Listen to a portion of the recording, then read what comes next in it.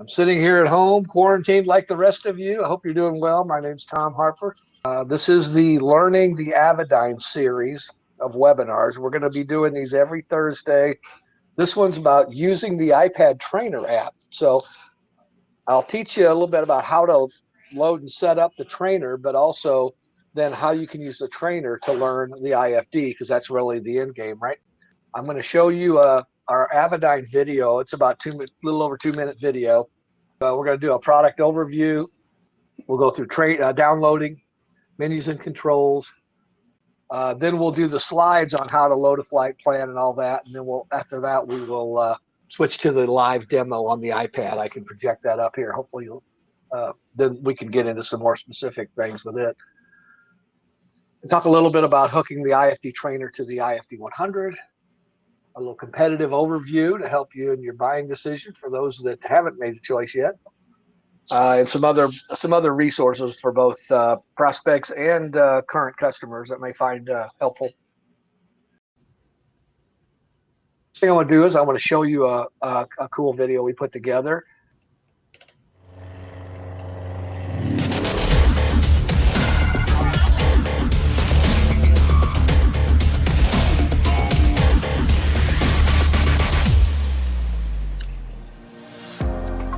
Avidyne is very well positioned in the avionics market today. 2020 is the year where we're going to take some of the business aviation progress we made in 2019 and really turn it into a central focus. General aviation has been the cornerstone of our business at Avidyne for over 25 years. We've taken what we've learned there and applied it to other market segments, helicopters and business aviation. Even with our growth upmarket, we continue to develop innovative products that benefit all of our pilots. Our pro pilots were telling us, I wish I had the function of our IFD in the FMS that I fly every day. So we listened, and in the fall of 2019, we launched Atlas. One of the real values of Atlas is that it gives new life to legacy aircraft that don't need $1 million avionics upgrade, but would like to have LPV, be able to run their TCAS, be able to consolidate their controls in an easy-to-use, understandable format. So the Avidyne approach is to develop a partnership with our dealers, not tell them what to do, but provide them with the tools that they need to be successful. In 2020, Avidyne will be launching our new dealer portal, as well as our training app, which will give our dealers access to installation documents and training videos from their mobile device while in the aircraft. Avidyne has made, in the last year or so, significant investments in a number of areas. We've replaced our screen printers, our pick-and-place equipment, our selective soldering systems, and what this allows us to do is build a lot more cards for the expected volume we're going to have in the future. We build very high-quality cards with these systems, and we'll be doing so for a long time. In addition, we have a project going on at the Orlando Melbourne Airport where we're building our own hangar, which will allow us to improve our certification test flight activities along with better accommodating customers who fly in to visit us. Going forward, the future is bright for Avidyne. We've announced some new products and we're going into new markets this year. Our team is growing, we need to expand our facilities, and we have a number of exciting new announcements that'll be happening later in the year.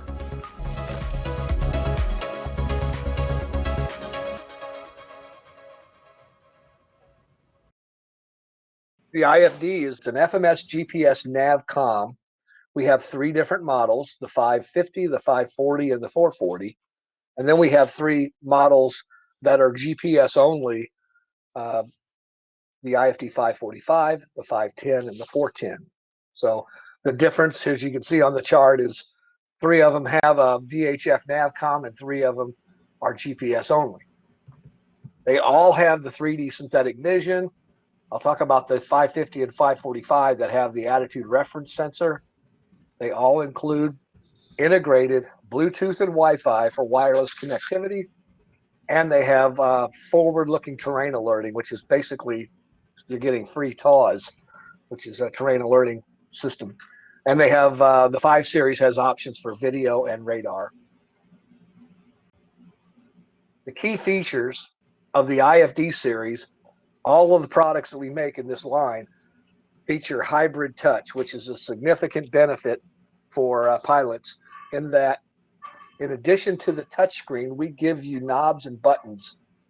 So you get the best of both worlds from kind of the old school and the new.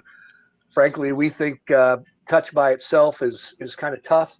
Uh, and it's nice sometimes to have buttons and knobs, to have the tactile feel of a button under your finger when you push it, to have a knob to hang on to in turbulence.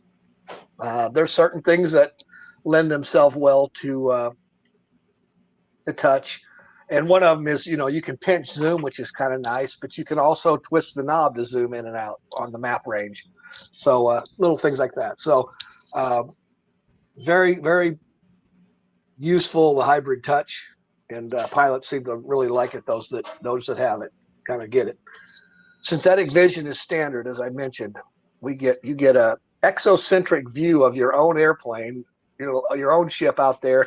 You're kind of looking in trail behind your own airplane over a 3D map with terrain, obstacles, airports, traffic, MECAR flags, 3D traffic out here. If you have an obstacle and you get close to it, it'll light up yellow or red. Obviously, the terrain does as well. We have built-in Bluetooth and Wi-Fi, so full wireless connectivity. From the time we invented the box, the hardware is built right in. In fact, the antenna is right behind the logo there on each box. That lends itself to our IFD100 app we'll talk a little bit about, and third-party app support. There's a ton of apps out there that we work with and more to follow. Obviously, ForeFlight is the leading app for most pilots out there in the market. The page and tab user interface. What is that? Well, we got 3 pages here, and this is a 540, FMS, map, and aux. Same on the 440. Each of those pages has a dedicated set of tabs. Here we're on the map page, and notice this has video and radar options, so there's 5 tabs. On the 440, it doesn't have those options, and you can't have charts on the 4-inch box or the 440 box, so you've got SVS and map. When we get to some of the other screens, if FMS is lit up, there's about 6 tabs. And those are 2-way rocker switches.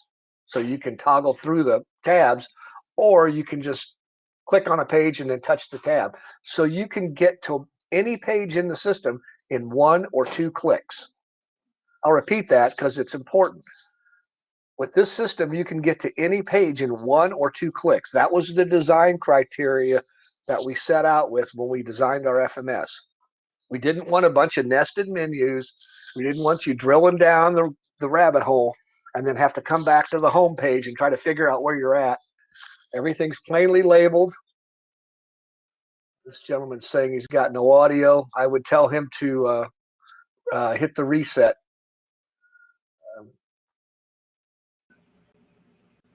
Hit that off there. I thought that was off. It was off. Okay, sorry. Where was I at? Okay, and then let's go to geofill. Geofill is a cool feature that Avidyne came up with that allows you to, as you're entering waypoints, it does a search in the database based on geography rather than just how it's alphabetically listed. In the old legacy navigators, if you wanted to type in a waypoint, you would type in let's say the K for an airport. When you move the cursor over to the next line, the first click after K is always A. And then it counts up A, B, C, D, and you get up to the first letter in your airport. And then you move the cursor over 1 and you count up from A every time. With our system, when you type in the K, it's going to immediately nominate an airport nearby that would make sense based on what your flight's doing. So the geofill is really smart. It dramatically reduces data entry time. Therefore, it reduces head down time. So you get your head out the window where you should be. And then combine that with our easy airway flight planning. This is a huge advantage over the competition. I mentioned the terrain awareness and forward-looking terrain alerting. Those are built-in functions you don't pay extra for. And in addition to the 540, 440, we have the 550 that has all those same great features. Plus, we have an integrated attitude reference sensor that can detect pitch and roll. So it's not an AHARS. You've heard of an AHARS, attitude heading reference. This is ARS. It's got pitch and roll. Heading, we use GPS track, but it gives you a PFD-like presentation in an egocentric or out the window view of synthetic vision. Notice we add an SVS button here in addition to the 3 buttons that the 540 and 440 have. This gives us the ability to get this egocentric view, and it behaves like an attitude indicator. So you've got a pitch ladder and a roll pointer. Your 3D synthetic vision is out the window. You can see your runway as you're making your approach. We can put up lateral and vertical deviation indicators if you're on an ILS or an LPV approach. You can shoot your entire approach right off this box. It's pretty impressive. And there's a lot of airplanes that are never going to put big glass in them. So this is a good way to get that feature in there. And even if you have an electronic PFD of some kind, this gives you a great standby or a backup or and it's a tiebreaker too. If you have, let's say you have an Aspen PFD and you have a mechanical attitude indicator for your standby, this can be a tiebreaker. If those two start to disagree, this will give you an indication of which one to believe. So, and it is a certified attitude indicator. It just can't take credit as a backup because we can take down the attitude display, and that's one of the requirements. But as far as the TSOs, it meets all the requirements as a standby for reliability, et cetera. And they are plug and play, and I should say slide-in replacements. And the reason there's the caveat is there are some additional features in these products that aren't in the old 530 and 430. So if you want to pull out your old 530 and plug in an IFD 540, you can literally pull one out, plug the other one in, plug your new box in, get it configured, and you can be on your way pretty quick. There are a few additional features and some other installation considerations. But if you don't want to take advantage of those, you can plug and play and be on your way. A couple of those include, we can monitor the standby audio. So you might want to add a wire so you can hear that.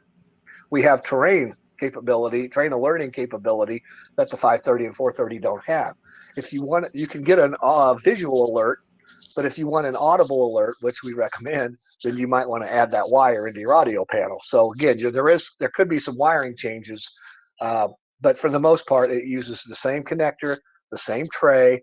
You don't have to cut a new panel, same wiring, same antennas. If you're going from a non-WAS to a WAS installation, you would have to replace your antenna and coax, regardless of whether you're going from a 530 to a 540 or if you're going from a 530 to a 530W. You still would have to do the WAS antenna, but everything else is already there, already pre-wired.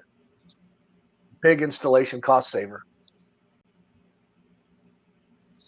With the Wi-Fi and Bluetooth, every IFD comes with a MK10 Bluetooth keyboard. These are rechargeable. You can plug it in by USB right into the USB port on the faceplate. The charge lasts forever, but it gives you the ability to remotely control your IFD. Virtually anything you can do on the IFD, you can do from the remote control from the Bluetooth keyboard.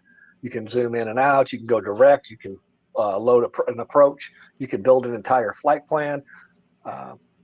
You can go through all the different pages and then cycle through the tabs by pushing the button like FMS. You'd hit it once to go to that page, and then you can click it multiple times to move through the tabs. So it's a nice extra feature to have.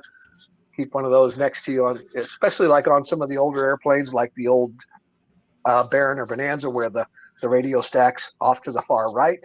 You could have this keyboard in front of you. You hit direct and then start to type in the identifier. Usually the geofill will automatically fill it in the rest of the way, and all you have to hit is enter, and boom, you're on your way. So customers seem to like it. Tune the radios, the whole bit. We've also have the option of the IFD100 is IFD100 App, which is a really powerful feature. This gives you the ability to put your IFD on a nice big glass presentation. A lot of folks don't fully appreciate what this thing will do for you. You have to think of it as another instance of an iPad in your cockpit.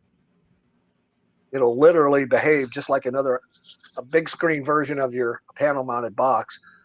You can build a flight plan on the iPad. You can edit your flight plan. You can tune your radios. You can do all that data. You can view your approach chart, and then that feeds back to the IFD on the panel.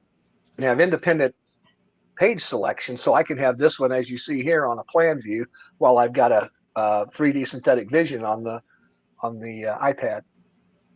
Here we've got one mounted in our 206 with a 550, so we're putting up a huge attitude indicator. Makes a nice reference backup compared to our PFD over here. Gives you a very compelling image, and again, it's if you got somebody sitting in the right seat, they can see that, they can control it, whatever. All the ADSB information coming into your IFD is sent out on Wi-Fi, so it'll show up on your iPad as well. And the thing to remember, this complements the third-party apps like ForeFlight. You don't have to make a choice, or you shouldn't think of it as choosing between ForeFlight and an IFD100. The IFD100 is not ForeFlight. ForeFlight is a pre-flight planning software that you can build your flight plans at home and do all kinds of intricate flight planning tasks, bring it out to the airplane, and with our Wi-Fi, you can squirt that flight plan right into the IFD, and that's great. The IFD 100, again, it thinks it's an IFD, so it's used while you're in flight to manage your IFD in the panel, to give you a second view, and you can have ForeFlight and an IFD 100 running at the same time if you choose. You have dual iPads, and several customers do. Flight Plan Go and these other companies will also work with. And that's a free download in the iTunes App Store, the IFD 100. The other app you will find in the App Store, in addition to IFD 100, is this IFD Trainer we're talking about today. So it's a free play simulator. That means a free play simulator means it's like the real unit. You can kind of do whatever you want. You're not stuck on a certain track. You can pick any page, load any flight plan. It's got a full database in it, and it'll run on an iPad, the Mini or the Pro versions. It will not run on a phone. It's too small. We can't cram all the pixels on there. It wouldn't be usable with like for touch and everything. Just the hotspots would be so tight. It uses the actual certified code, so it behaves just like the panel-mounted unit. And it, again, is a free download on the iTunes App Store. And it'll emulate any of the 6 IFD models. Here you can see we've got the 440. Here we've got the 550. So you just tell it in settings which one you want to be based on what's in your airplane. Well, how do we download the IFD Trainer? Let's talk about that. Well, you want to go to the App Store. So on your iPad, make sure you're connected to Wi-Fi. Click on the App Store icon. Select search. I'd recommend typing in IFD Trainer. If you type in Avidyne, you will probably see the IFD 100 and the Trainer. And some people get confused and think they're downloading the Trainer and they're downloading IFD 100, and it might confuse you. So type in IFD Trainer if that's what you're trying to download, and then hit the Get button, and it'll start downloading. You'll see the little wheel fill in like you used to. And once you're all done, you can either close it and find the icon on the desktop, or just hit open. And the first time you open it, again, you want to be on Wi-Fi. You'll get this form to fill out, which will ask for your name and your email and your tail number. And the reason we do that, we'd like you to check this box, is so that when we get software upgrades, not only for the real IFD, but also when we upgrade, if we do an upgrade on the iPad app, which arguably happens more often than it does on the product, because we don't have any of the certification restrictions. We want to be able to email you that. One other thing that happens while you're filling this form out, along the bottom here, I don't show it on this screenshot, because the terrain had already loaded by the time I took it. But there'll be a little progress bar, and it's going to be downloading the US terrain data. When you download the app from the App Store, I believe all the other databases are downloaded, but the terrain is so big, it waits till you log in to download the terrain. It exceeded the limit of there's a restriction on the file size in the App Store. So we had to separate the terrain out. This is a one-time screen. So once you've loaded and filled this out, every other time you start this app, you will no longer see this screen. If for some reason you want to see the screen again, maybe you want to put a different email address in, you would need to delete the app and just re-download it. So let's talk about the menus and controls. So after you download the app and you start it, it always starts out in Melbourne here, like you see. That's where our headquarters is. And there's a row of, there's a menu across the top here, and we'll go through each of those. And the first one is flight control.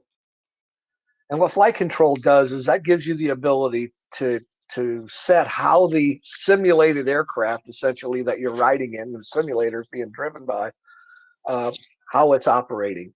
Follow flight plan, the best way to think about it is it's basically like an autopilot nav mode, in that it's just going to chase the magenta line. Whatever track you've got programmed into the FMS, remember, this thing won't really fly a nav or, because it can't receive a nav signal, but it does emulate the GPS. So it'll chase the magenta line. If you put in a direct to, the simulator will fly it. If you file a flight plan, it will change legs and go on its merry way. When you're in follow flight plan mode, notice you can adjust the airspeed down here on this slider. But if you want to change altitudes, you have to set the altitudes in the FMS's vertical constraint fields. I don't show that on the slide, but when we go to the actual iPad, I can show you how that works.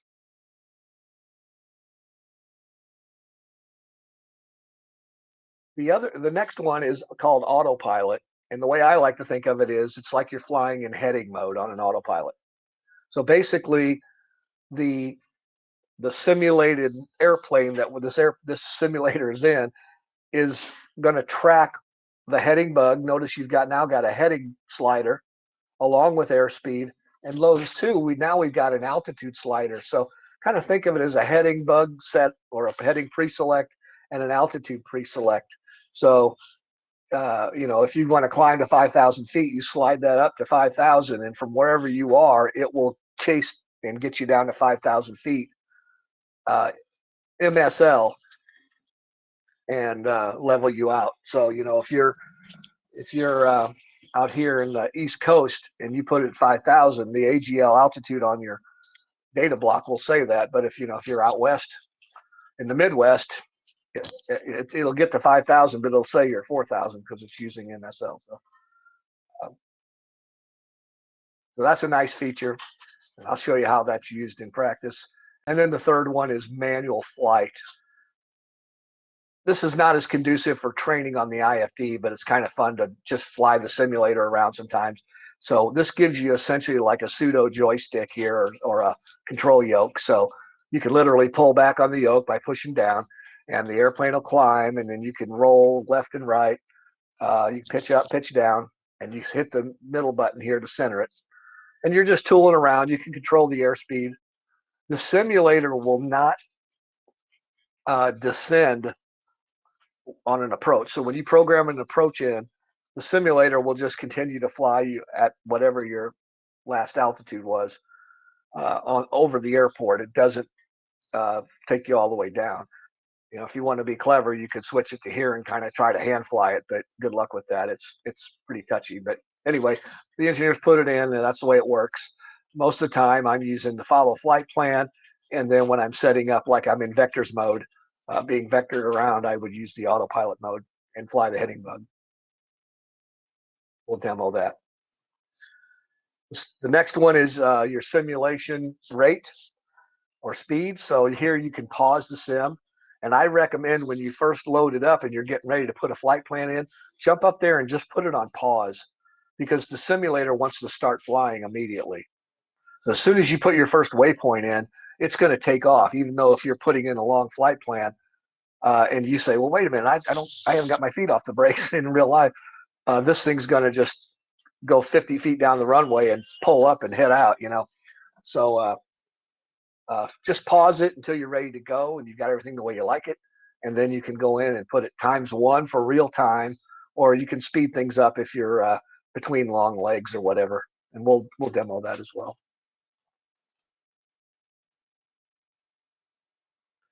Databases, again, there's a full demo database that comes with it, or you can download your Jeppesen subscription. If we let's look at the demo worldwide first. If you should go in here the first time you start it and make sure you've got all the data you need. You want to have the map data, that's worldwide map data. That'll give you your base map, and that's your waters and your political boundaries and those sort of things. Your obstacle data is self-explanatory. Nav data is obviously your airports, your NDBs, all your nav aids, airways, all that. That's the thing we associate most with JEP. And that's all. Those are all worldwide databases. So regardless of where you are in the world, those will do what you need. Notice this chart is U.S. and I believe in the later version, when I took the screenshot, we had U.S. and then we could put in worldwide. But now we've got a worldwide charts. Terrain, as I mentioned, when you launch the sim the first time, it loads U.S. terrain, and it's a big data file, so it takes about 3 minutes to download it on a good connection. If you're in Europe, you can come over here and touch the cloud, and then there'll be a little download button here in the corner. Just touch it, and it will start downloading, and you'll get a progress bar. Let me just switch to here. In this case, I want to load charts. I don't have charts in here. I touch the button, and then notice and touch here where it says download, and it'll start running, and you'll see a little progress bar run across the bottom. It says here it's downloading. Charts is a pretty good size file. It takes 2 minutes. Nav data is similar. Obstacles takes about 10 seconds. Map data is not too bad. Terrain takes maybe 3 to 4 minutes, depending on the size. But you can load as many of these as you like. It's only limited by the size of the storage on your iPad. I'd recommend, if you're not using them, just delete them. And the way you delete it is any of these that are checked or loaded, just touch on it to highlight it, and then instead of download, it'll say delete, and you hit it and it'll just go away. So if you've absolutely accidentally deleted the wrong one, just click on it again and re-download it. It'll come back in. Again, you got to have Wi-Fi to make that happen. When you're done there, hit exit, and the iPad app will restart. Actually, it'll close. You may have to relaunch it from the home page. And then the other option, as I mentioned, is the Jeppesen option. If you already have an IFD in your airplane and you're paying for a JEP subscription, you might want to load that in here so that your trainer has the exact same database as what you're flying in the real world. And the main reason that's important is I don't know what the date is on the demo database. It used to be a 2016 database, but I think it's now like July 2019 is the update on it. But there might be an airport or a nav aid or something that you're flying near, but it doesn't show up in your trainer. If you do this, you'll know you'll have the current data. So if you want to do that, you hit the JET button, and now you just put in your username and password, and then you'll get that menu of data types at which you can go in and select which ones you want to download. The next menu item is documentation, and there's also tutorials. Again, these require that you be on Wi-Fi. These are dynamically populated, so they'll go out and look at a table, and you're always going to have the most recent versions of these pilots guides In fact, this screenshot is the older version. Now these are combined, so there's only a couple different choices now. But and the quick reference guides, we have those for all the different models. But if you click on that, it'll just open a PDF right here on your iPad, right in the IFD screen on the trainer, not in the real product. But that gives you access to the pilot's guide if you want to reference something there. And then if you go to tutorials, same thing. It's a dynamic. It loads a table, a lookup table, and if you click this, it'll go right to the YouTube videos that we have hosted on our channel. If you want to say, oh shoot, how do I load an approach again? You can come over here, click on load an approach. It'll launch the YouTube video. Again, you have to be on Wi-Fi, but it'll load it right there. You can sit and listen to it and then close this out and go do it. So it's kind of handy. And again, these are dynamically updated. So anytime we get a new video, we can put it out there and they add it to the table and it goes right up on the menu. Every time you open this, it'll update. Finally, settings. This is where you can tell it which model of IFD you want this thing to emulate. Here I've got it set up as a 550. I can always tell a 550 because it's got the SVS button. But if I wanted it to be a 440, I'd click this. It'll say it's going to restart, and then next time you open it, it'll be a 440. Two more links you want to know about is this rate this app and the suggestion box. These are great places for you to give us some feedback. If you think the app's great, let us know. If you think it sucks, let us know. If you have a suggestion on a feature you'd like to see, whether it's in the sim or in the real product, it's a great place to send it. It's going to go to the right people, and we take all of these suggestions very seriously. So anytime we get customer feedback at a show or in an email or through the suggestion box, it gets put on a list and prioritized, based on everything else that's on the list. So I encourage you to do that. And then here's the software level that we're emulating. 10.2.3.1 is the current software. When 10.3 comes out, you'll be able to go to the App Store and download the latest software, and so on when it goes to 10.4 or whatever. So, all right. Oh, finally, last but not least are the knobs. So one of the benefits of the IFD is, of course, it has knobs and buttons. Knobs are nice to hang on to. It's kind of tough to emulate that on a touch screen, the benefit of the knobs. But if you want to turn the knobs, you have to, literally, if you're on the right side of the knob, you go up to go clockwise and go down to go counterclockwise. You don't need to spin around the knob. Just move your finger up and down on one side of the knob or the other, and it'll behave the way you want it to. These knobs also have a push button effect. So if you push in on the button, it'll behave. In this case, you can switch between COM and nav by pushing on this button. And think of this button here. Notice here in the legend it says scroll, which means it moves this cursor in the FMS. And here it says select if you push on this button on the center of it. I like to think this button in FMS mode behaves just like the enter button. So in some cases you can reach up and hit the enter button if you think it's easier, but most of the time you can just push on this button to do the same thing while you're in the FMS mode. We're going to load a flight plan. I'll talk you through this and then we'll show it to you in live. Here's an actual IFR clearance from Dallas Love to Flagstaff, Arizona. Pretty good chunk of flying, but they gave us the Worth 1 departure to the Corona VOR, CNX, get on Victor 291 and all the way to Flagstaff, and then go to the Flagstaff airport. So if I was flying an old KLM 90 or a 530 or something, I would reach for my IFR charts and I'd open it up and I'd have to look up the Worth 1 and see which waypoints make up the Worth 1 departure. And that's going to be a function of runway as well. Then you look up the Victor 291 between Corona and Flagstaff VORs, and you can see that there's about 15 waypoints, and most of them are intersections with 5 letters. So there's a lot of turning and clicking to get those entered into the legacy navigators. 22 waypoints if you had to enter it manually. On an old 530, I counted the clicks one day, and it took 489 clicks.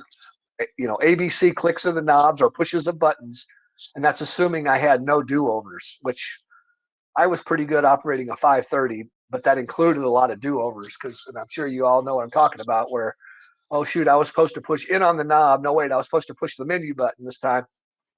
And sometimes it's easy to recover from it, but you find yourself doing a lot of extra moves. And this system eliminates a lot of those do-overs. And in fact, I entered the same flight plan using the knob, just using the FMS knob and counting every click by, like rotating through a menu. It took 60 clicks versus 489. If I used the touch as well, it got it down to about 20 clicks. So using the knob and the touch screen.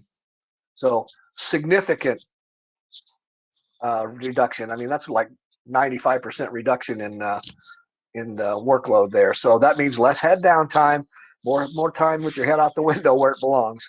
Now, a lot of times you're entering this flight plan, you're sitting on the ground.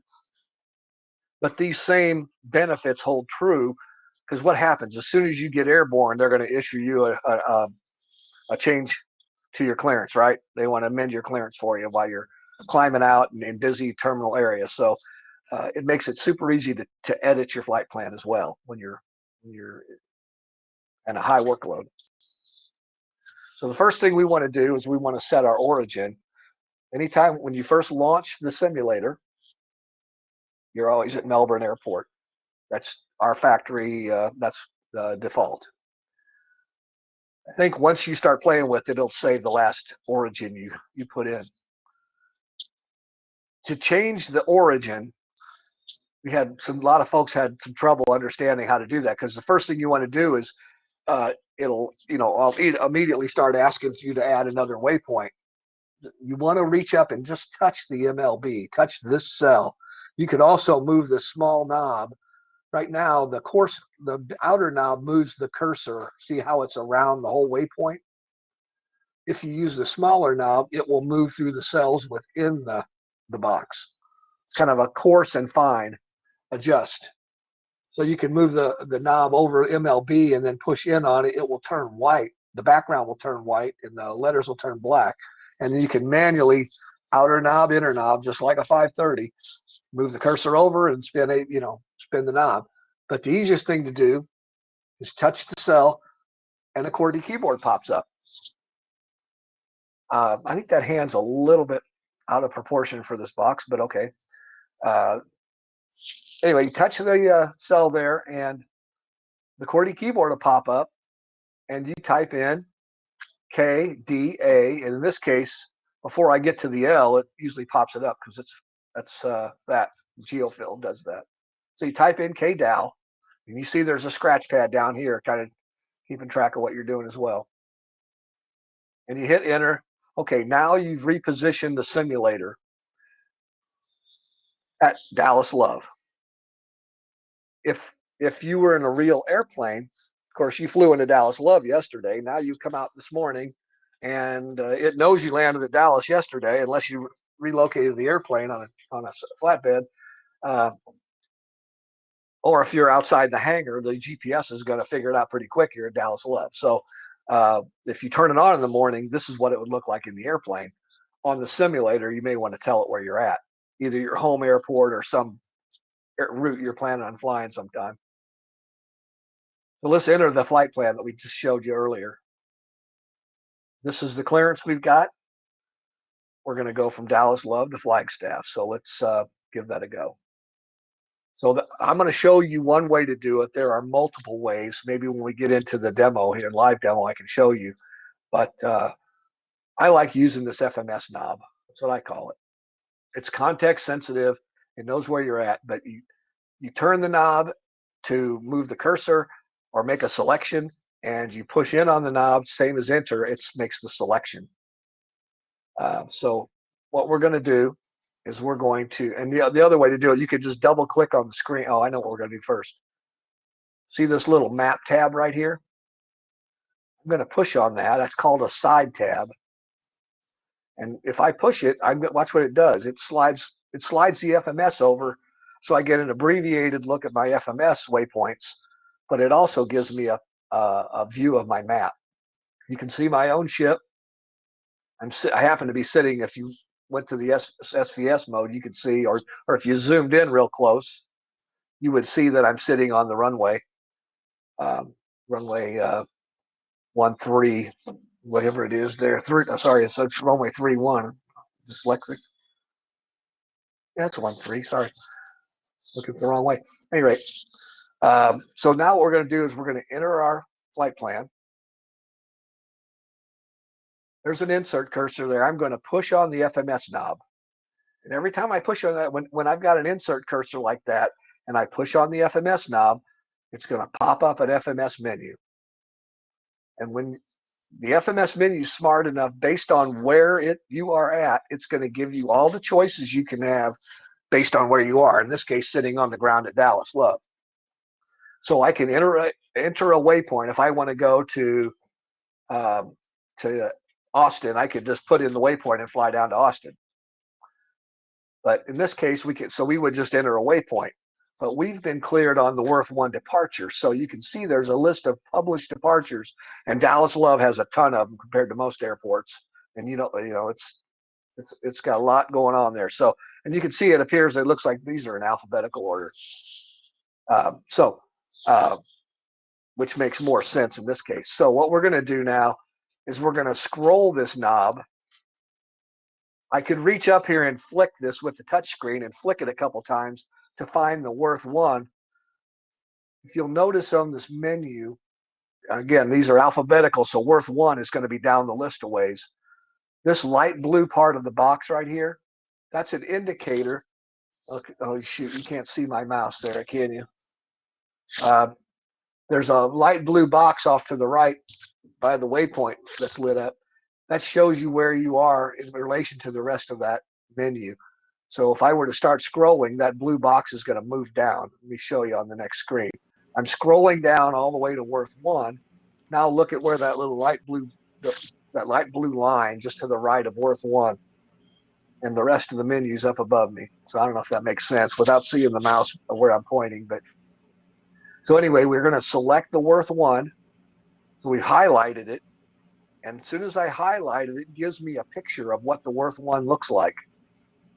As I scroll through here, if I'm turning the knob and scrolling through the list, this procedure preview, what we call procedure preview, or in this case, departure preview, it will show you each one of these as you scroll down the list. So you can quickly get a visual feedback. Am I selecting the right one? I know I'm going westbound, so one of these eastbound departures wouldn't have made sense. So I get down to Worth 1, which is going to fly over Fort Worth. Now I'm going to push in on the FMS knob to select it. When I do that, now my menu says, where do you want to transition? In other words, where do you want to get off of this, or transition out of this departure? And we're cleared to the CNX Corona VOR. Well, if you scroll the list, you can get to the CNX pretty easy. Again, I could reach up and just double click that with my finger on the touch, or I can scroll down to it and push the button. Notice as if I were scrolling down through this list of transitions, this screen would update and give me a visual feedback in real time of the whichever my selection is before I've actually accepted it. It's truly a preview. Now I'm going to reach over to the FMS knob. I could hit enter if I wanted, but I'm going to keep going the way I'm going and push in on the FMS knob. Boom. Now I've loaded from KDAL to Corona VOR, that whole thing. And remember, that was about 6 or 7 waypoints. And you'll see here, all those intermediate waypoints were loaded. And this is called the Worth 1. You can see that, where the arrow's pointing there. It's kind of written vertically. Or written sideways, actually. It says Worth 1 departure, and that's all the waypoints that make up that departure. But we're not done, are we? Victor 291 passes through the Corona VOR along with several other Victor Airways. But now we're going to jump on Victor 291, and it'll take us to Flagstaff. So let's do that. So what we're going to do is we're going to push in on the FMS knob again, and look what it does. It gives us the FMS menu based on what all the things we can do from that point, which is at Corona. So what can I do? I can enter any waypoint. I can put in a nearby airport. I can hold at Corona, put in a hold there, which doesn't seem appropriate at this point. Or I can go down and select the Victor Airway. In this case, we're showing a list of other departures at Dallas, but if you scroll past it, you'll get to the list of Victor Airways. So you'll have to scroll all the way down the list. So that's where the knob comes in handy. You can just spin it real quick. But again, you could also just flick the menu with your finger up, up, up, and get there quicker. Fewer quote unquote clicks with the touch. But if I grab the knob, I can give it a spin without taking my hand off the knob and do all these operations. Spin, click, just by doing that. So here, I'm going to spin the knob by moving my finger up or down. I find the Victor 291 out of the airway list. See where it says airways? The departures are up above that, the airways. So I get the Jet and Victor Airways. Here's 291. And as I was scrolling down this list of airways, this is part of the reason I like to use the knob. As I'm moving through the list, my airway preview is showing me each of these airways. So there's one going north-south, there's one going toward the east, and this one happens to be going east and west, which I care about because I'm heading west. So I select Victor 291 from my list by pushing in on the button. Yep, that's the one I want. Now it asks me, where do you want to get off? Where's your exit point? See right there? Again, I'm going to scroll down the list from Corona, and as I scroll through the list, these are in the order that they appear on the airway, these list of exit points. So as I move through the list, it's actually building out the airway as I go. You know, I could get off at Foran, or I could go down a little further to Winslow or to Tawney, or go to Flagstaff. So I'm going all the way to Flagstaff. And it builds that picture out for me. It's a preview. I haven't selected anything yet. I'm just highlighting it. So now what I want to do is select Flagstaff, because that's what I'm cleared to, and I push the button. And now the entire Victor 291, which was I remember right, it was like 15 waypoints, are now fully loaded in. I didn't have to spell them all out. I didn't have to worry about getting them in the right order. They're all in there. Victor 291, it says right here. So what's left to do? Now we're going to put in our destination, which happens to be KFLG. So what I'm going to do is I'm going to go over to my FMS knob and get the menu again. I'm going to push in on the knob. Here comes my FMS menu. And look, here's all the things I can do coming out of Flagstaff, FLG VOR. I can enter any waypoint. I can hold at Flagstaff, which is a racetrack type hold. Though notice also it gives me the option for an orbit around a point. I think I added this screen because in our latest software, we now give you a choice of holding patterns. You get the standard hold, or you can orbit around a point. This is kind of, we put it in there mainly for helicopters, but a lot, if you're doing search and rescue, or you want to fly over your farm, you can create a user waypoint, and it'll just, it'll let you fly right around. You can set the radius, etc. So anyway, orbiting around a point or holding, or you've got other airways that intersect FLG that are on the list. Kind of makes sense, right? What do we want to do? Well, we want to enter a waypoint. We're going to our destination. So we push in on the knob to select the waypoint. Yep. And hey, what do you know? GeoPhil nominated KFLG because it was the nearby airport that makes sense coming off of Flagstaff VOR. I didn't even have to type it in. So it saved me a lot of extra button pushes and knob turns, etc. So the FLG is what I want. So I push enter again to approve it. And now I can come over here and activate my flight plan. And boom, we just entered a flight plan with 22 waypoints, actually, which is what my IFR clearance was. The FMS knob makes it super easy. Again, you have options using touch and other things. But it would easily take you 10 to 15 minutes on a legacy GPS to enter that. And I've done it a couple of times, and I can put it in a real box in about 15 or 20 seconds, having it memorized. But even if you didn't, you could probably do it in 45 seconds. So that's what the really powerful tool. One other note I want to make on the trainer, it does have a Datalink feature. We put some canned weather.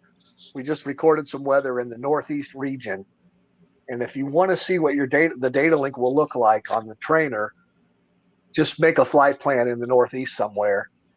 Take off out of Baltimore and go up to New York or go up to Boston or wherever, and you'll see that weather pattern. You'll see that you can turn the METAR flags on and off, and all that. But if you zoomed out, you'd see that the weather stops after, I don't know, basically the Northeast region. I don't remember where it cuts off, somewhere in Pennsylvania. But it's a way to, obviously in the real world, you'd have access to ADS-B weather or XM weather, and you'd have the access to the continental US. But the file size got so big, we just wanted to show you what it looks like, but we can't emulate weather across the country and keep the file size manageable for the demo.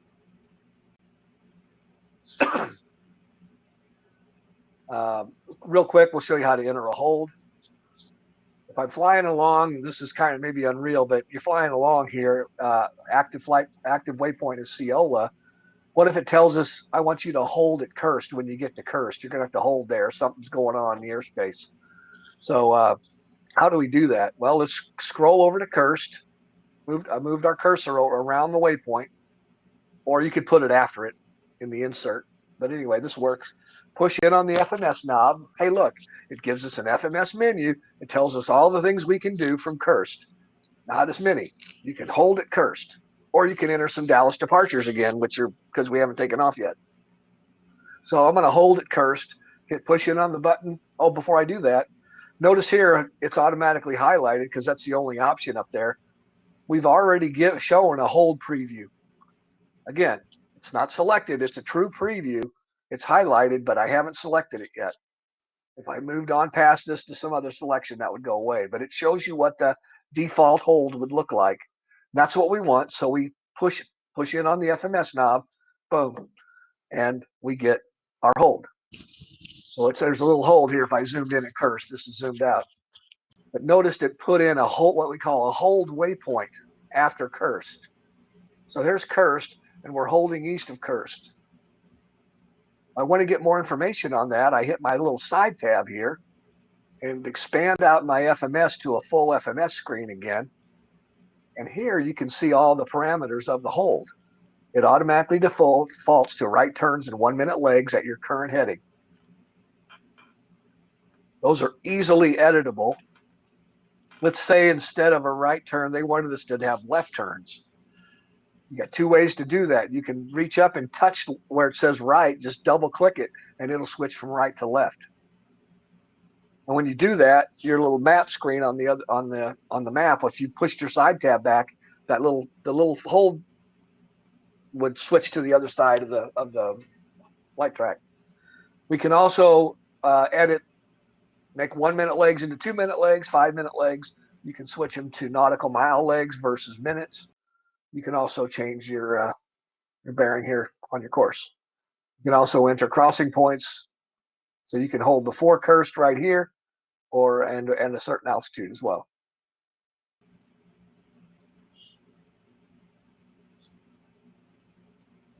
All right, we're getting ready. We're going to switch over to the sim, but one more thing I want to talk about is if you have two iPads, you can actually download the IFD Trainer on one and download the IFD100 on the other. And if you're sitting at home or in your office, hook each one of the iPads up to the local network. So, at my home network, or I got these sitting on my desk at my office. They're both hooked to the Avidyne network, and they can get to each other since they're on the same network. So now when I launch these two apps, I can either enter the flight plan from the IFD100 like I would typically. I can enter it in the trainer and it'll update over here. So it works just like in the airplane. In fact, as I said, this trainer app thinks it's a panel mounted unit. It just thinks it is. It doesn't know better. And the IFD thinks it's a panel mounted unit. It doesn't know it's just running on an iPad. So it'll behave so you can do all kinds of practicing before you get out to your airplane, just if you have two iPads. Another thing that's good is you put ForeFlight on here as well. If you want, you could, switch between ForeFlight and the IFD100. You could load your ForeFlight on there, do all your flight planning, squirt the flight plan over into the trainer, and then when you switch to the IFD100, it'll automatically update it, and they're all singing together. So it's an either or. Obviously, they don't multitask on one iPad, but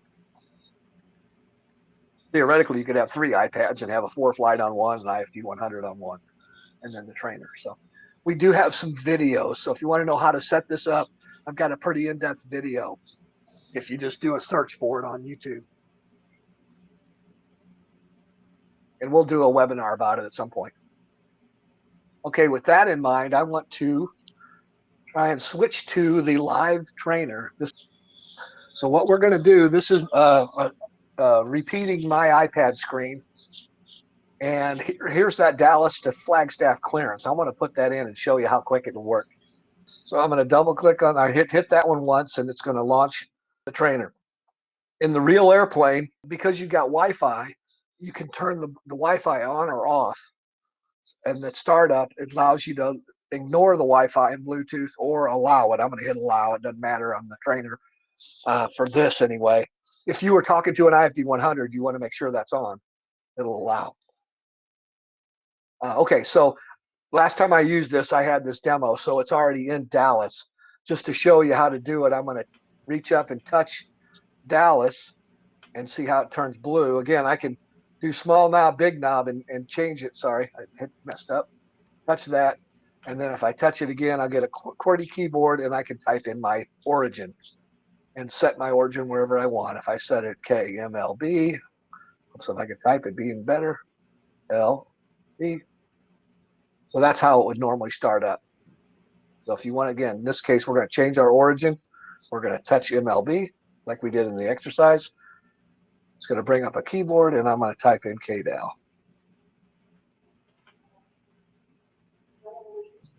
Okay, so now we're back at Dallas. Sorry, get distracted there.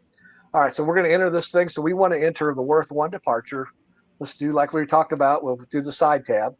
So now we've got the map showing up. I talked about pausing the simulator. Let's do that. That way we doesn't. They probably already rolled down the runway while I was messing around here, but that'll get us. In fact, let's go over to the SynViz tab.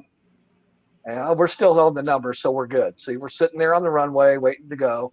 If we looked at it on the map page, there we are. But let's go over to the SynViz tab, and there I am. I'm sitting on the runway. Get an idea of what that looks like.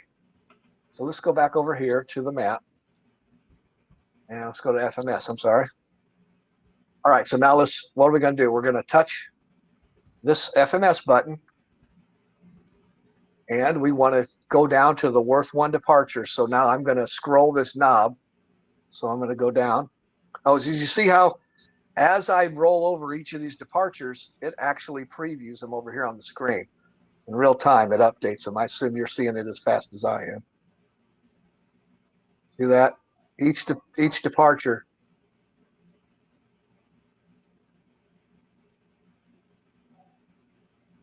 Okay, so there's the worth 1. Let me clear this message out. And so we're going to enter that. And now we're clear to the Corona VOR. So as I scroll down the list, there's ABI, there's Boomer, there's CDS. See how it's building it out over here on the map? And there's Corona. So now that's our full departure, our transition to CNX. So now I'm going to push in on the FMS button to approve that. And now you can see, if I scroll down, I can see all the waypoints in the worth 1. And it says that right here. Now what I want to do is I want to go Victor 291 to Flagstaff. So let's push in on the FMS button. We'll scroll down all the way past here and go to the airways. And again, as I scroll through the airways, see how every time I select one, I can see what they look like before I actually select them. And then we'll select 291 right here, hit enter. And we'll see, we're going to go all the way to Flagstaff. So let's go. And again, as I scroll down through, it builds out my airway. Barat, Bellini, keep going forward. There's Winslow. There's Flagstaff right there. Select it. You can see the preview is showing us. And we'll push the button to select it. And now here's that Victor 291. You can see all the waypoints. All right. It's quite a few waypoints there. And again, I'm just using the touch to flick up and down, but you can scroll with the knob if you like. So there we go. Now what we want to do is enter another waypoint. So we push it on the knob. The FMS says, do you want a waypoint there? Yes. And look, it nominated Flagstaff. The preview goes all the way to our destination airport to preview. Yep, that's the one I want. I select it, and it switches back to our origin. And we're pretty much ready to roll. There's another cool feature I didn't show in the slides, but I'll show you here. If I go over to this expanded view, if I hit it once, it goes to what's called cursor mode. And I'm gonna do something real quick. I'm just gonna slide this up to the top. It just demos better that way, but you'll get the idea. You'll see what I mean. So this is go up here. Okay, so now what you do is you go back to your origin, and while you're in the view cursor mode, you can step through each waypoint, and notice the map will center on each waypoint. So it gives you a way to kind of go back and double check it before you take off. You say, let's see, I was on that. I can go through each waypoint and make sure I've got it right. And it'll preview it for you as you move through. See how the cursor centered is centering around whichever waypoint I've got highlighted. It's kind of a nice way to proof that you've got everything in there that you expect to have in there. So we can scroll back down. And then the other mode, when you push this, is called compact mode. And now what you've done, look here. This gives you basically the same way you can read back your clearance, same way you got it. We're going from KDAL via the Worth 1 to Corona VOR to Victor 291 to Flagstaff and to AFLG. So there's the whole flight plan in a compacted form, which is exactly what we had here, versus the expanded form, which if I push here is all 22 waypoints. So now we're ready to activate this flight plan and go somewhere. Remember I talked about the different modes that we're in. So we're sitting here on the ground at Dallas, but one of the things they're going to tell us is, okay, you're going to fly runway heading, climb 3,000, expect 6,000 after 10 minutes as an example. So now we will basically want to fly in the heading mode, kind of till you're vectored back on course. So let's go up to flight controls, and we want to switch to autopilot mode. And then let's notice here, you'll know you're in autopilot mode because now you've got a heading selector, and we can set it for the runway heading of 130 degrees. And we want to do our altitude pre-select. Let's slide it up to, let's put it to 3,000, then we can expect 6,000 after 10, but we'll climb to 3 first. Notice here, our AGL is 10 feet. That's one of our data blocks. We can program the different data blocks. We'll talk about that in some other seminar or webinar.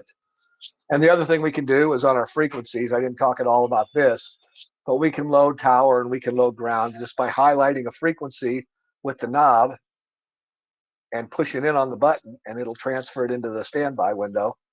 And then you can flip-flop it. Or you can hit the frequency button here again. Or you can just reach up and touch any frequency and transfer it into the standby window. And then you can hit it active when you're ready.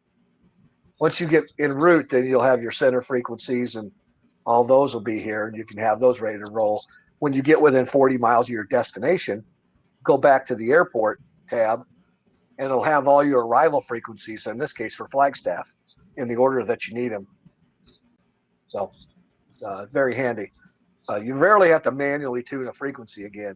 I mean, you can do it if you want over here by just turning the knob like you would on a legacy navigator, but why would you when you can do this? There is a scratch pad here called recent. So any frequencies that you've recently used, it'll keep a running total. If you manually tuned off frequency and they forgot where you were, you could go back here and pick it up. Kind of handy. Okay, we're now ready to roll. We've got our heading bug set for runway heading. We're going to climb to 3,000 feet here. I'm going to put I guess, lower the speed. It's not moving right yet because I'm paused. So we'll call we're on ground. We'll taxi out to the runway. Now we're talking to tower, and we're sitting on the runway. We're ready to roll, and they clear us to roll. So now we're going to get rocking. So I need to turn the simulator off. On to ×1. So let's do that, and we'll get our ground speed up. Let's just put something in there to get the thing rolling. Now we're heading down the runway, and this thing is going to jump up pretty quick when it take off. If we look at the plan view, you can see we're moving down the runway. I'll zoom in. You can see the little blue outline around me tells me I might have a chart. If I look at the chart, there I am on the chart, running down the runway, on runway heading. I look at SynViz. Let's look at that. There I am climbing out of the airport. You can see all the nearby obstacles are disappearing. They were yellow because I was close to the ground. Now they've disappeared. They're just blue for reference. I can pinch zoom the synthetic vision mode too, to a limited degree. So now I'm just climbing out. Let's look at our, I keep thinking this mouse works. I got to touch the map here. So there's our clear zone around our airport where we don't get the terrain. Let's zoom out here so we can see where we're at. There we go. So we're cruising along real quick. I'm going to throw the simulator in ×4 mode, and they're going to get way out here. And maybe, we get off runway heading. Now we're going to say, let's say they turn left, heading 300. I'm sorry, let's go to this way to 030. Make that a hard right. Sorry. I do it with ×1. It's a little more civilized. I'll go ahead and speed it up again because I want to show you a cool feature here. But just imagine you're being vectored around and you're just flying heading mode. Now your flight plan's still sitting over there ready to roll, but we're being vectored. Eventually we'll be set back on course.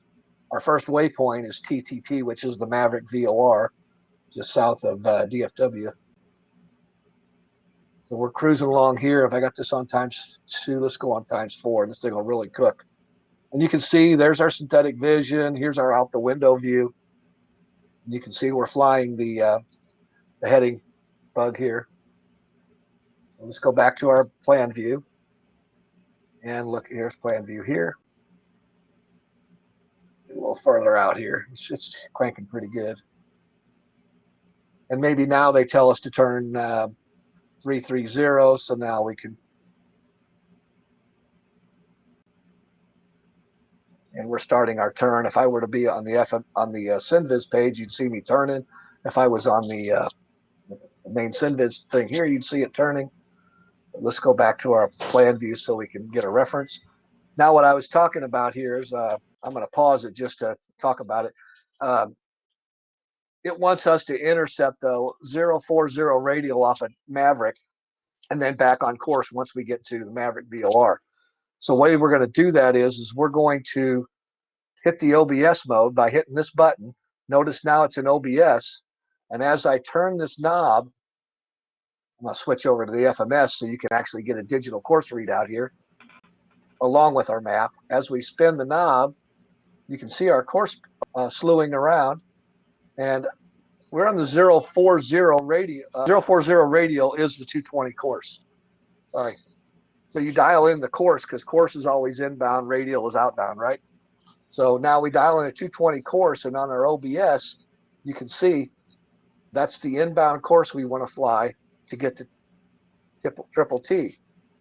So now what we'll do is I'm going to move this heading bug down, and we're going to intercept that baby. Let's go ahead and get this thing flying again. And this just gives us, we know exactly how the shortest distance to get us to intercept that OBS. Of course, in an airplane, all this is happening a lot slower, so you're ahead of it. And I'm going to go back out in map mode here so you can see where we're at. And again, we're kind of flying in heading mode, but once we intercept here, we can switch to the nav mode. And I'm going to say follow flight plan. And now this thing's going to turn and fly inbound on the I'm going to go speed it up so it happens a little quicker. While we're looking around, we can look at the 3D. SynViz is very cool. Here's a set of data blocks we can look at. There's our active waypoint on top. Here you can see 3D traffic appearing. If I'm looking out the front window, it will show up. Once I get to triple T, I'm still in OBS mode. It'll automatically transition on course and switch back to GPS. We can make the data block go away by hitting the little side tab, or we can have it come back. Let's just go here for a minute. And then we're right over DFW. We hit Maverick VOR, triple T, make the turn and watch our OBS switch back to GPS. Now we're on course, going to fly out on the Worth 1 to all the way to the Corona VOR. Pretty cool, huh? See that, and off we go. But let's say I want to go ahead and load up my my approach for Flagstaff. I could hit the procedure button, and it'll go down and give me all the approaches that are available for Flagstaff. Notice it moves the map to my destination for a preview of the approach. And as I scroll through the list, it gives me a preview of each approach before I select it. I'm just highlighting them. Whichever one I pick, let's take the LPV RNF 21. We select it by hitting the FMS button, and it asks for a transition. Are you going to be vectors to final? Or maybe you're going on initial approach fix. We don't know right now. Maybe we just select the IAF for now. And now your approach is in there. If we hit the side tab, then all your information about your approach is in there. It's the RNF 21. It says right here. Here's all the waypoints leading into it. Here's our gap en route, because we haven't told it how we're going to get from Flagstaff to head route to IAF. We haven't told us yet. We could be way out here at Tawney or some other waypoint up back at Winslow, and they may clear us direct headroom, in which case I would highlight it, and then go direct. Or we may go all the way to Flagstaff, in which case maybe you can put your highlight to gap en route, and notice it'll say, do you want to connect FLG and headroom? Yep, let's do that. Now the gap is, we've given it an instruction. That's all it was asking. It's not a problem. You got to tell it how to get there. So that's how you load an approach. And then if you flew the approach and you were going to fly missed, once it realizes you're not going to land, there's a gap en route here for the published missed. Once it realizes you're not going to land, you don't have to suspend or do anything. It'll automatically sequence, and it tells you in plain English, fly course 214, climb to 7,500 feet, fly direct to Huxley, at or above 10,800, and hold east of Huxley, and here's your holding pattern. So it's all there in plain English, and it's automatically sequences without having to take your hands off the wheel. You just keep cruising. So it's really handy. And again, we can, well, if we were on the plan view map here, I can pan across and get all the way. We got this ridiculously long flight plan, but there's our approach. There you go. If we wanted to, we could go to the FMS, select Flagstaff, and then on our map chart, we can select a chart. It'll notice, because I have Flagstaff highlighted, I can paste Flagstaff into my list of charts. Right now, it's still got our departure airport. So I'm going to touch that. And now here's all of my charts. And I'm on the RNF 21. So I come down here and select it. And there's my chart for the approach. Pretty handy. A couple things I wanted to show you is settings. I'm going to go to settings. Let's say we want a 440.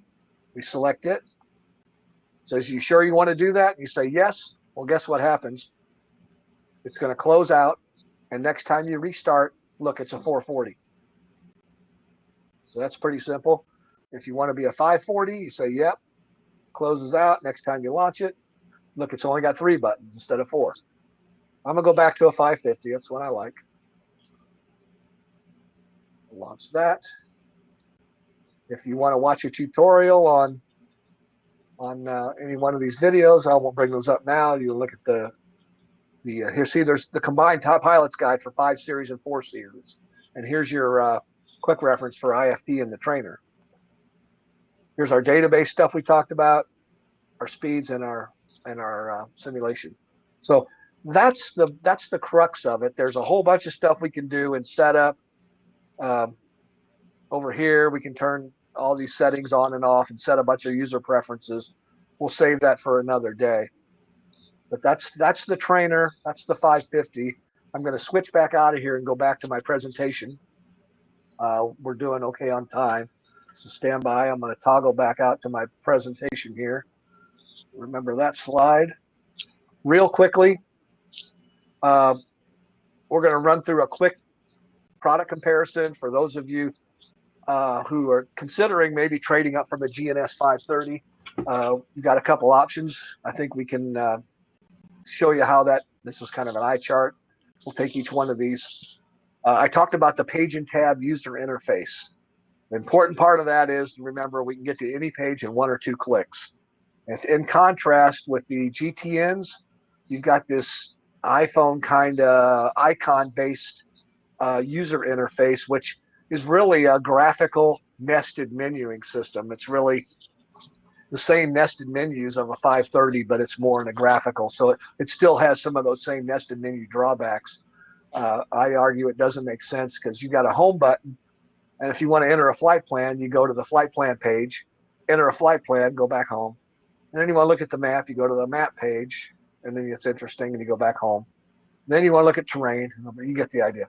So even though these are all completely interrelated, unlike an iPhone and a bunch of apps on the iPhone that don't talk to one another, they're treating it like a bunch of independent iPhone apps. And really, they're all fully integrated. And all this is doing is adding a bunch of extra steps. Extra steps means more clicks, more head down time, and it's not as efficient, and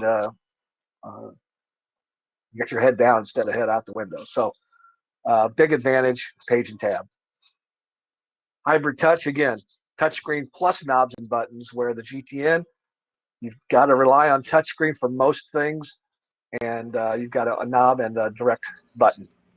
So we think we've got a big advantage there as well. Next up, the QWERTY keyboard. We've had the QWERTY keyboard since we had introduced our product in a world of, mobile phones, and everybody's got a desktop computer. QWERTY's where it's at. The original GTNs had ABC keyboards, and I think they finally got enough market pressure that they recently added QWERTY. So they're trying to catch up from a fast follower point of view. Geofill, I talked about it, we actually invented that concept of looking up waypoints by geography rather than just alphabetical in the database. It makes sense. It guesses right virtually every time, and it saves significant, 75 to 80, 90% number of keystrokes and clicks. The GTNs didn't have geofill. They added it with in a software release right before the GTN XI came out. Is that the XI or the G? President G, maybe? Anyway, so it's just another example. The fast find is kind of like geofill. They had to add a couple extra steps because I guess for patent reasons or something, but it was a good idea, and they thought so as well. I-40, 550, 440 has synthetic vision, so you get 3D synthetic vision on all of our IFDs. 3D traffic, 3D terrain in this synthetic vision mode. We don't offer synthetic vision on the currently on the GTNs. With the 550, we have a built-in ARS for attitude, so now we can do the egocentric attitude display. And let's see, what do we got? Airway flight planning. You saw how that worked. It's straightforward, pretty much 2 steps. You select an airway, you select the exit point, and in the meantime, you get an active preview of each of those. Before you select it, you actually get a preview. As you move through the list, you get a real-time preview. GTN, I consider it somewhat clunky. First of all, your map goes completely away. So you start there, you load an airway, you select it from the list, which is good. You select the exit point, just like ours. That's good. You get over here, now it shows your airway in with your flight plan. But again, through all of that, you don't have a map. Once you get finally past that, you get to the point where you can preview it, which you've kind of already selected it by then. So I'd argue it's not much of a preview, but you haven't loaded it. But ours, you can preview it all through the process, which is nice. I think this is certainly better than the 530. I give them credit. It's a dramatic improvement, but I think ours is much more elegant. 2 strokes is better. Integrated Bluetooth and Wi-Fi. We've had it built into the hardware since the products were invented. We knew it was going to be a big deal. iPads are a big deal in the cockpits everywhere. They didn't have the GTNs did not have Wi-Fi or Bluetooth initially. They first added a FlightStream 210 that gave you some Bluetooth functionality, and now they have a FlightStream 510 which does Bluetooth and Wi-Fi. It's an additional $1,500 option. Our Wi-Fi and stuff is included. So I think it's another example of another great idea we had that's being adopted in the market. Bluetooth keyboard, we give you one free with. They don't offer a Bluetooth keyboard. IFD100, there's just nothing else in the market like it. It's basically like having another IFD in the cockpit, full remote control, big screen display. Again, don't think of it like ForeFly. It's completely different. They don't offer anything like that. Their Garmin Pilot has a few of the features like you see here, but it doesn't actually remote control. It's more of a display function. From the get-go or early on when we activated Wi-Fi and Bluetooth, we worked with a lot of partners, ForeFlight included. We have a software development kit that we make available to third-party app developers, and we encourage those folks to go out and invent new apps that will make your flying easier and safer. Things we might not have ever thought of. These guys that are, some of these programmers, sitting in their basement, cranking out iPad apps. So we encourage that, and we have kind of an open system. For a long while, Garmin only worked with Garmin Pilot, and I think the ForeFlight market pressure caused them at some point to decide to go ahead and do that, even though ForeFlight and Garmin Pilot provide the same function. There's a big community of Garmin Pilot guys, but there's a bigger community, I believe, of ForeFlight guys, and so they kind of were forced to do that. But they don't really have any other compatibility. They're fairly close, so I think we got an open system that's a little more friendly in the market. And finally, I mentioned the plug and play, slide in replacement. The way I like to think of this, I think I heard one number of the 100,000 GNS units were sold. We see every one of those GNS 530 and 430s as a pre-wired socket that you can pull out that old box and plug in a brand new box and get all this cool new features, touch screen, synthetic vision, without even changing any of the wiring. And I kind of equate it to a simplest form is unscrewing an incandescent light bulb and screwing in an LED bulb with more fuel efficiency, more lumens, and all those good things. So that's very simplistic, but you get the idea.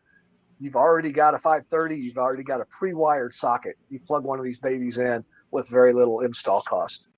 Makes a big difference. As far as resources, we have a YouTube channel called Avidyne Avionics. If you search for it, and if you just do a search for Avidyne IFD, there's all kinds of testimonials, customer videos, how-to videos. A guy named Baron Pilot's out there and flying around. 310 Pilot, he's got a whole following out there. Several of our customers have some great channels. And we've done a whole family of IFD training videos as well. We'll talk about that. Here it is. We have a gentleman named Michael F. Bauer. He's CFI, I think he's an airline pilot. He decided he loved his IFD, so he wrote a whole how-to book using a scenario-based training. It's very helpful. Unlike a pilot's guide that says use this knob and use this knob for that, this is kind of puts you in a scenario and shows you how to program it and fly it. Very nice book. We actually offer that book free of charge now. We started offering that with every customer who purchased an IFD, get a hard copy. It is available on Amazon.com. They also have a Kindle version. It's a free download on the Kindle version. It's limited time, I guess. But we took that book and used it as a basis, and we built a series of training videos that match up to the lessons in the book. So it's about 15 videos, 10 lessons across 15 videos. Most of the videos are 5 to 6 minutes long. Some of them go 10 minutes long, a couple of them, but you can get through it pretty easily. Just go to our YouTube channel and you can find it. We have a thing called Avidyne Live, which is our forum. We've had it for over 10 years. I think we were probably first in this market to offer such a thing. But it's a customer forum where we post information, company news, new product information, sneak peeks about new products that are coming, feature lists, what's going to be in the next software release, those kind of cool things that a lot of guys care about. We got information about how to update legacy products, and all that information is available right there. Just sign up, get a membership, and you can come in, you can log in, you can post questions. We have engineering and product management folks that are monitoring that every day. So go to avidynelive.com. You'll find that very useful resource. We also have our Facebook groups, and our Facebook groups are kind of like the forums. Feel free to go on there and ask a question. Before we can get to it, we'll have 10 of our very happy customers on there providing you the answers. And we're seeing a lot of that. It's a really handy social network of Avidyne users, posting pictures of their airplane before and after and those sort of things. I think you'll find it very informative. We also just launched a Latin American Pilots Club. We've got a growing contingent down in Latin America, and some of it's in Spanish and stuff. So, or Portuguese, I guess. So that's a good thing. One other thing that I didn't mention was myavidyne.com. When you buy an IFD, we encourage you to go to myavidyne.com and make sure you register your warranty. And that'll give you your full 2 years of warranty. If you don't register, you have a year of warranty, but you'll get your 2 years just by registering. And then if you sign up for Aeroplan, which is our extended warranty plan, we'll give you the first 2 years free. So basically, you'll get a 4-year warranty by registering on myavidyne. You go in there and you put in your serial numbers and all that. And that's really helpful too if you happen to have a maintenance event or something. We'll have all those records. We can make it way more seamless for you if we need to send you a software upload or all that too. So with that, I think I'm going to open it up for questions. We have the polls that I mentioned down below. And I think we've got a couple of our guys online. I think TJ is on. TJ, are you there? I am here. Awesome. TJ's been monitoring the questions that are down below. Before we do that, let's go through and look at some of the poll questions. So if you scroll your screen down, I've got mine scrolled, but apparently it doesn't show up for you. But let's see if I can find a question here. It says, if you get a chance, can you go over the process of getting GPS satellite status on the 440? I'll be happy to show that if you'd like real quick. Let me just jump up and do that. We got a lot of questions to get to, but let me just show that real quick. First thing I'm going to do is close the IFD sim. I just go in here and tell it I've got a 440. Say okay, it'll close. Open it again. Now I've got a 440. You can put the flight plan in or not or whatever, but you basically want to go to the aux system page, and then it says system software or software status. If you hit that button again, you'll get database status, and that's where you'll get all your information about your current databases. Hit it one more time, you'll get GPS status, and if you scroll the page up, it's a long page, there's all your satellites. This is simulated, of course, but that's on the GPS status page, which is under system. So it's kind of hidden because the screen's small. On the bigger systems, it shows right up on the screen, on the large screen. But that's how you get to that. And then you can just cycle this button back, get through Datalink information, and then back to software. So if someone ever calls you and says, what's your current software level? You'd go to system status, software status, and there it is right there. And it tells you which features are enabled. All right. Hope that answered your question. Let's go to the next one. Hey, Tom, we've got a bunch of questions in there about how to update the databases on the Trainer app and the IFD100. Okay. one thing to keep in mind, it's kind of two different. They both operate the same way. Again, I'm going to switch back out to the simulator. Maybe I'll just leave it on there instead of coming back and forth, since the screen doesn't help much. Again, for databases, you go to this database screen and you either sign up with your JEP data so that you get the latest and greatest, or you'll only get what's on the data, the demonstration. Here's all your software that's available, all your different databases. So I've got worldwide charts. We also have US IFR charts. It's smaller in case you don't have the room in your iPad. I mentioned, so that you basically come in here. We don't update this regularly. It's outdated data. Look, it says this is June of 18. These terrain databases are, of course, the terrain's going to be old anyway. But it's kind of moot as to what the databases are, just for training purposes. If you care about the currency, you'll want to upload the actual Jeppesen with your subscription. The IFD100 update looks identical to this in terms of the UI. But the one thing to keep in mind with the IFD100, the database in the IFD100 has to match the IFD in the plane. And having said that, if you want to set that up like I showed here, where you got two iPads, a trainer, and an IFD100, those databases have to match in order to share the flight plan and actually have it show up. You can do everything else, but the FAA doesn't let us put up a flight plan if the databases don't agree, because one could have a waypoint in it that the other one can't show. I hope I answered the question there, but this is pretty straightforward. There is a demo database, and it is what it is, and we will update it once every year or two, but it's not going to be, you don't need to update it all the time. If you choose to update it all the time, then you would put in your JEP subscription and do it that way. Come in through the database JEP, and now you have to put your username and password in. And if I didn't really want to do that, come down here to the bottom and say, I'm going to hit demo. Go back to the demo mode instead, right? I think I answered that. What's up next?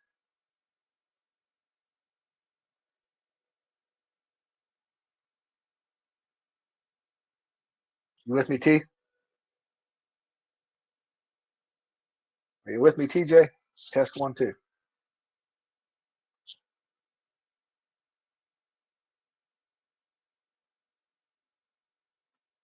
Oh, we might have. TJ, you on? I think I lost you, bro. Yep, I just got back. I want to take a quick second as well. If Larry Levin is still on, I just want to say, throw a big thank you to you. Down through the questions here, I've been trying to stay on top of them, but I think he's actually been answering people's questions faster than I can. Oh, so, beautiful. Thank you, Larry. I will say this, we have a 2-hour block, and I started the webinar about 8 or 10 minutes till. So we're going to be coming up on 2 hours here in about 8 or 10 minutes. So I don't know if it's going to time us out after 2 hours. I think it will. So we'll try to wrap it up. If we have any additional questions, we can try to answer those offline. One of the things I'm going to do is switch back to the PowerPoint for a minute. Let's go back to that. And this email address will go to me and a couple other folks in marketing. Or my personal email is tom@Avidyne, but if you just use marketing at Avidyne, one of us will get an answer to you. That's probably the best thing to do if you have a specific question that we can take offline. I just don't want to use up the rest of the time, but I wanted to make sure we covered that. Somebody interested in the SDK kit, I would recommend just shoot an email over to techsupport@avidyne.com. We'll get you in contact with the folks that can get you the SDK stuff for developing apps.